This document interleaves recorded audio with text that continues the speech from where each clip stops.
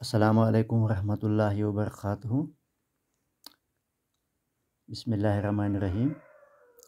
प्यारे बच्चों, आज गो 8 मई 2021 तो सोन सबक जुन क्लास 8 सब्जेक्ट सोन कश्मीरी जुन रात पोर अन पोश दलील वन पोश। आज कड़ियो तु अम सबक पेज नंबर 27 पे युस जना पैराग्राफ नंबर 2 यह कड़ियो तु यही पढ़ो आज। बिस्मिल्लाहिर्रहमानिर्रहीम। वन जानवरन हुंद मालिन यग पशन सहन शालन हांगलन हापत तो रूस कच बेतरे जानवरन हंस छपन जाय। वनन मज सी चारवई घास खेवान वन जमीन हुसन हुर्रावान। वन अन दिवान यम जमीनस रड़ गसन निश बचावान। हत बद वहरी लगान जमीनस पे मेच हंदिस तथ पिठमिस तहस तैयार गसनस यथ मज ब्यूल जवरावनच तो फसल वबनावनच सलाहियत आसान छ। येलि चुक रूद लागान छु जमीनुक यह तह छु रड़ गसान, जमीन छ फांड गसान, कुल रूद मूलो किन पानस अंदर शिपरावान। अत छन यम जमीन पिठ जोर सान वसन दिवान तो यथ पठ छु रुदवोन जमीनस मज दाखिल गसान तो आब छुन जाय गसान। येले रेतकाल जमींदारी खतर सठा सग जरूरत आसान छु, ग्रीष्म सत कोल होखान जमीन तलुक आब छु कोलन तो नागन खंद आबुक सुथुर डंज थावनस मज मदद दिवान तो खुशक सली छन असर करान। वनन हंद गन बाड़ोदार तो मुलदार कुल सहलाबुक जोर कम करनस मज मदद करान। रुदवोन छु वनो मज अस्त अस्त पाथलिस कुन वसान तिकेज कुल गनर तो मूल छन अथ जोर सान बुन बुन वसन दिवान। यथ पठ छु रुदवोन जमीनस मन सजान तो श्रपान।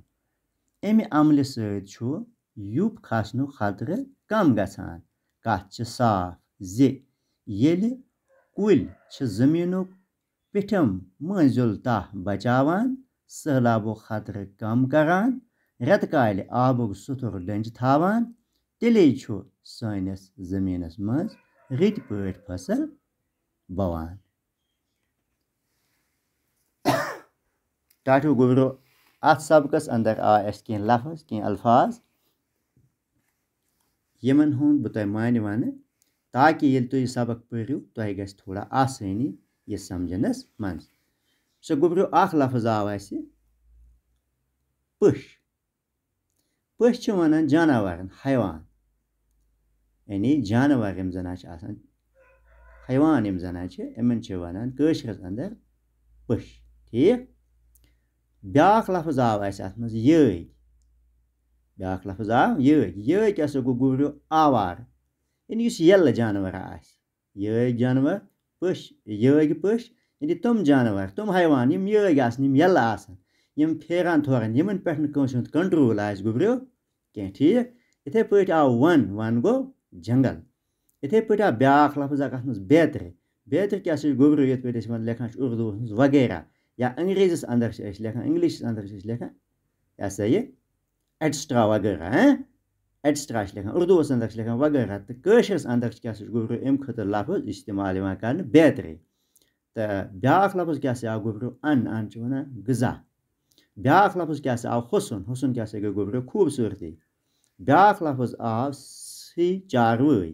सी चारवई गई पालतू जानवर यमन अस पेट एनिमल्स वन यानी होत आया पेट कन यह सा यग पश तो अमुक यह सा अपोजिट वर्ड यु जन सह गो सी चारवे यम जन गर थवान मिसाल दान गाव रचित हेकान हम जानवर यग यल तम हेकान रचित कह तो यम यह सा यह गर रचान पालतू जानवर गो सी चारवे तो इथे पे क्या सा ब्या लफ्ज गो चुक चुक क्या गो सह रूद सठा जोर सान पेवान ये पे वन रोद जर वसान ये कुन वक्त वह तेज रूद पेवान रोद जर वन जोर वोल रूद ये वन रड़ गन क्या गो छलित यानी ये रूद ज्यादा पेवान पे जमीन सह पेठम तह निवान सह छलित तथ वनान रड़ गन तो फाट क्या गो युस जमीन पैदावार दिनस लायक आसन फाट गन गो यानी फाट तेल गत जमीनस मज सह सलाहियत खत्म